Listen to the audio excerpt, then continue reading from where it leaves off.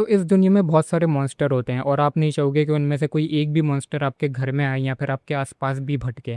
लेकिन अनफॉर्चुनेटली एक मॉन्स्टर है जो कि आपके आसपास हर जगह होता है, लेकिन आपको ये नॉर्मल लगता है। आपको लगता ही नहीं है कि वो मॉन्स्टर है। इनफैक्ट कुछ लोग तो इसे पैसे देकर अपने घर में खुद लाते हैं अपनी मर्जी से। और वो मॉन्स्टर है सिगरेट।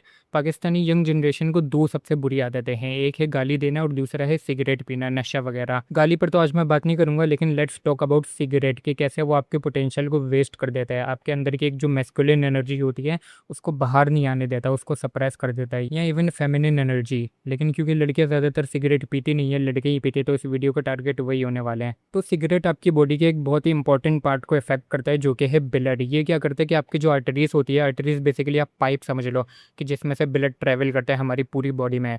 तो ये जो आर्टरीज होती है इसके अंदर ना फैट बिल्डअप कर देता है, इसके अंदर कचरा बिल्डअप कर देता है। तो एक जो मोटा पाइप होता है वो अंदर से पतला बन जाता है, यानी कि ब्लड ट्रैवल जो करता है फिर वो नैरो उसमें करने लगता है। यानी कि पहले वो ज़्यादा ट्रैवल कर रहा था, सही है, ज़्यादा अमाउंट में, लेकिन अब वो कम अमाउंट में ट्रैवल करने लग गया क्योंकि जो पाइप है अब वो पतला हो गया, पहले वो मोटा था। एंड एज यू नो कि ब्लड कितना ज़्यादा इंपॉर्टेंट है ह्यूमन बॉडी के लिए। लाइक सारे इंपॉर्टेंट फंक्शंस ब्लड के जरिए ही होते हैं, जैसे दिमाग का चलना, सेल्स का हील होना या फिर मसल का बनना, ये सब ब्लड पे डिपेंड करते हैं कि वो सही से ऑक्सीजन और न्यूट्रिएंट पहुंचा रहे कि नहीं। तो होगा क्या जी कि जब आपकी आर्टरीज जो है उसका जो पाथवेस है वो जब नैरो हो जाएंगे, तो क्योंकि सही से ब्लड पहुंचेगा नहीं आपके दिमाग तक, तो आपको ब्रेन फॉग होगा, यानी कि आप सही से सोच नहीं पाओगे, आप सही से फोकस नहीं कर पाओगे। और क्योंकि आर्टरीज में फैट बिल्डअप होने की वजह से क्लॉट बनने का भी खतरा होता है, इसलिए आपको हार्ट अटैक और स्ट्रोक का भी खतरा होता है। तो क्या सिगरेट ऐसी चीज़ है कि इसके लिए आप अपनी उस ज़िंदगी को खतरे में डाल लोगे जो फुल ऑफ अपॉर्चुनिटीज़ है, फुल ऑफ सरप्राइजेज है। एंड एज ए साइड के जो हमारा ब्लड होता है वो हमारी पूरी बॉडी को ऑक्सीजन पहुंचाता है, लेकिन क्या होता है कि जब हम स्मोक करते हैं तो एल्वियोली से ऑक्सीजन की जगह एक टॉक्सिक केमिकल हमारे ब्लड में एंटर हो जाता है। तो इससे क्या होता है कि हमारी बॉडी को सही से ऑक्सीजन नहीं पहुंचती, मसल्स को ऑक्सीजन नहीं पहुंचती, जिससे हमें थकावट होती है और हम मसल्स बिल्ड भी नहीं कर पाते, हमारी मसल्स हील ही नहीं हो पाती। इसलिए मैंने जितने भी नशेड़ी लोगों को देखा है सिगरेट वाले, वो या तो बिल्कुल पतले होते हैं, ऐसा लगता है हवा उड़ा देगी उन्हें, या फिर वो मोटे होते हैं लेकिन उनमें मसल्स नहीं होती, मसल की जगह फैट होता है। इसके अलावा जैसे हमारे नोस्ट्रिल में बाल होते हैं जो कि जब हम सांस लेते तो हवा में जो डस्ट होती है उसको फिल्टर आउट कर देते हैं, उसी तरह लंग्स में भी बाल होते हैं, सिलिया नाम के। जब हम स्मोक करते हैं तो वो बाल डिस्ट्रॉय हो जाते हैं, जिससे क्या होता है कि लंग्स में कचरा जमा होने लगता है, क्योंकि सांस हम हवा से लेते हैं और हवा में डस्ट होती है और हमारा लंग्स उसे साफ़ नहीं करता, और हमारे लंग्स का काम ही होता है सांस लेना, वहाँ पर हवा वो जाती है, ऑक्सीजन जाती है, तो वो डस्ट साफ़ नहीं करता, तो क्या होता है कि लंग्स में ही कचरा जमना शुरू हो जाता है और ओवर टाइम ये बहुत ज़्यादा नुकसान पहुंचा सकता है। इससे सीओपीडी डिजीज़ के चांसेस बढ़ जाते हैं, जिसमें आपको सही से सांस नहीं आती, और इवन एम्फाइसेमा जैसी सीरियस कंडीशन भी हो सकती है जिसमें इंसान एक एक सांस के लिए तड़प जाता है। और सिगरेट में तकरीबन 6,000 से ज़्यादा केमिकल्स होते हैं, जिनमें से 69 तो खाली कैंसर कॉजिंग होते हैं, और सिर्फ लंग कैंसर नहीं बल्कि काफ़ी टाइप का कैंसर। इसके अलावा इसके अंदर एक निकोटीन नाम का केमिकल होता है जो कि क्या करते हैं कि हमारे जो सेल्स होते हैं उन्हें डिग्रेड कर देता है, जिससे क्या होता है कि जब भी हम कार्ब्स खाते हैं तो इंसुलिन स्पाइक होता है हमारी बॉडी में। तो इंसुलिन स्पाइक जब होता है तो हमारे जो सेल्स होते हैं ना वो सही से रिस्पॉन्स नहीं कर पाते उसका, तो इससे डायबिटीज़ के चांसेस भी बढ़ जाते हैं, और छोटे मोटे चांसेस नहीं बढ़ते बल्कि 30 से 40% बढ़ जाते हैं। और डायबिटीज़ तो पाकिस्तानी लोगों को वैसे ही पता है कि कितनी प्रॉब्लम्स क्रिएट करती हैं। इसके अलावा इंसान की बॉडी का जो इम्यून सिस्टम होता है जो कि बीमारियों से लड़ता है, जिसका काम होता है बीमारियों का हमारी बॉडी से दूर रखना, अगर हम बीमार हो जाए तो फिर उनसे लड़ना, वो भी वीक हो जाता है स्मोकिंग से, वो भी सप्रेस कर देती है स्मोकिंग।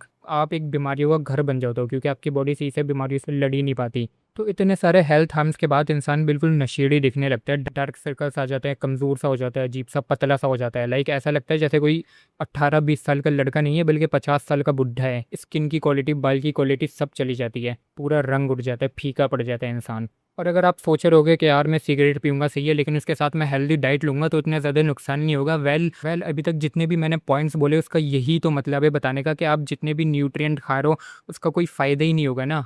लाइक अगर आपको 100% फ़ायदा होना होगा तो सिगरेट उसे 30 to 40% बना देगा। इसके अलावा आप सोच के देखो कि कितने ज़्यादा पैसे खर्च होते हैं सिगरेट में, लाइक बूंद बूंद करके पूरे समंदर जितना पैसा खर्च हो जाता है।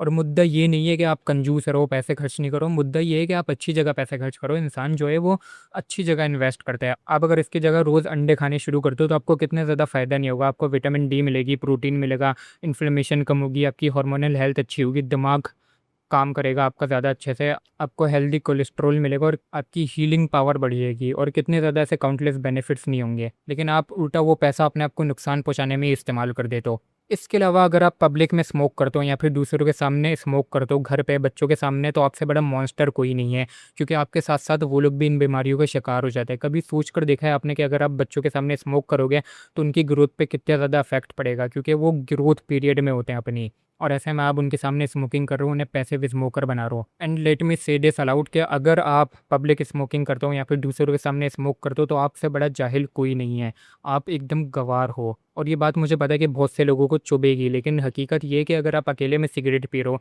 चाहे वो पब्लिक प्लेस ही क्यों ना हो, लेकिन ऐसी जगह पे पी रहे हो जहाँ पर कोई है नहीं आसपास, तो फिर आप अपने आप को नुकसान पहुंचा रहे हो, वो आपका मसला है। लेकिन अगर आप दूसरों के सामने सिगरेट पी रहे हो, पब्लिक प्लेस में सिगरेट पी रहे हो, तो फिर इससे दूसरों को भी नुकसान पहुंच रहा है, ये फिर दूसरों का मसला भी बन रहा है, और फिर दूसरों को इससे पूरा राइट मिल जाता है आपको जाहिल कहने का, क्योंकि अब ये सिर्फ आपकी प्रॉब्लम नहीं रही। और बहुत से लोग जो स्मोकिंग करते हैं वो लोग एस्केपिज्म के लिए स्मोकिंग करते हैं, लाइक उनकी ज़िंदगी में प्रॉब्लम्स चल रही होती हैं, उनमें इतनी हिम्मत नहीं होती कि वो अपनी प्रॉब्लम को सॉल्व करें, तो वो कोप करते हैं, वो सिगरेट पीकर एस्केप करते हैं अपनी ज़िंदगी से, अपने आप को फील गुड कराने के लिए वो लोग सिगरेट पीते हैं, समझ रहे हो। इससे उनका जो स्ट्रेस होता है वो डीले होता है, वो ख़त्म नहीं होता, डीले हो जाता है, उल्टा और ज़्यादा बढ़ जाता है, क्योंकि आपके दिमाग को नुकसान पहुंचता है, तो वो सही से स्ट्रेस को हैंडल ही नहीं कर पाता। और निकोटीन जैसे केमिकल जब आपके दिमाग में डोपामिन रिलीज करते हैं, इससे भी आपको बहुत अच्छा फील होता है, तो इन चीज़ों से ये सिगरेट आपको अपना आदी बनाता है। इसके अलावा आपकी बोन्स भी वीक हो जाती हैं अगर आप सिगरेट पीते हो, आप कमज़ोर हो जाते हो, आप सही से किसी से फाइट ही नहीं कर पाओगे, आपको यूं ही पिल देगा। और एक और सीरियस हार्म इसका जो है वो ये है कि मर्दों में इससे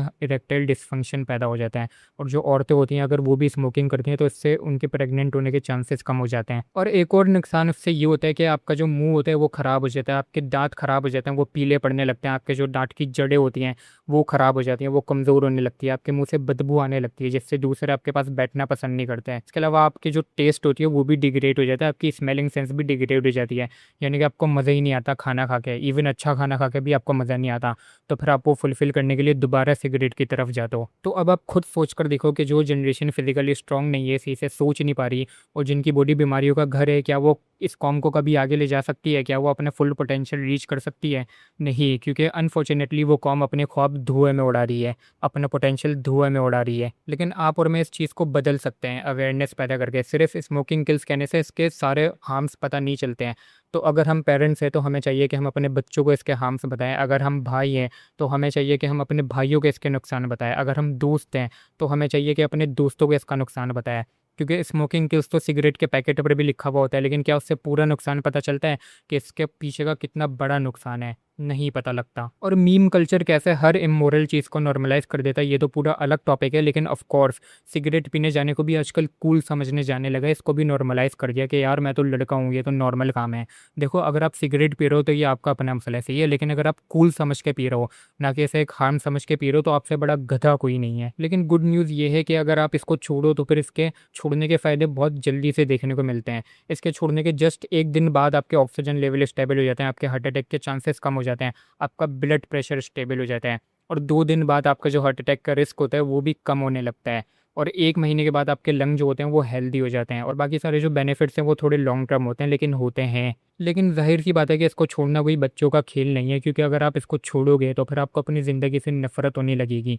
आपको ऐसा लगेगा कि जैसे आपकी ज़िंदगी में कुछ इंटरेस्टिंग है ही नहीं, आप अपनी एग्जिस्टेंस तक बर्दाश्त नहीं कर पाओगे, आपके डिप्रेशन लेवल बहुत ज़्यादा बढ़ जाएंगे, क्योंकि आपके ब्रेन को निकोटीन नहीं मिलेगा और उसके डोपामिन लेवल्स भी कम हो जाएंगे। So it's always better to consult a professional. लेकिन अगर आप खुद छोड़ना चाहो तो आप वो भी कर सकते हो, बस आपको थोड़ी सी तड़प होगी।